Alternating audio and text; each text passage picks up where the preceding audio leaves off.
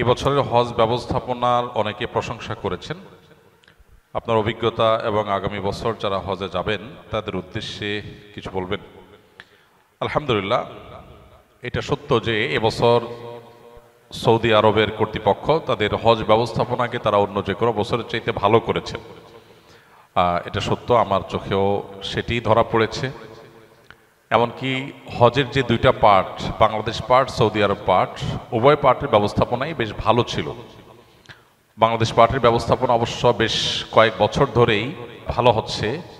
বিগত আমলের শেষের দিকে এসে হজ ব্যবস্থাপনা তুলনামূলকভাবে ভালো হয়েছে, যার কারণে একসময় প্রচুর পরিমাণে মানুষ হজের টাকা জমা দিয়ে প্রতারিত হতো, যেতে পারতো না, হজ ক্যাম্পে গিয়ে কান্নাকাটি করে ফিরে আসতে হতো। এই দৃশ্যগুলো আর এখন দেখা যায় না বেশ কয়েক বছর যাবত। এটা ভালো।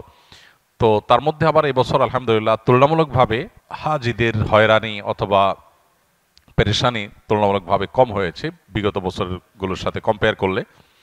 আর সৌদি আরবের পার্ট যেটা, ওখানকার যে হজের কার্যক্রম, সেটা আলহামদুলিল্লাহ সৌদি সরকার তুলনামূলকভাবে বিগত যে কোনো বছরের চাইতে বছর খুব ভালোভাবে হ্যান্ডেল করেছে, যার কারণে ভোগান্তি কম হয়েছে।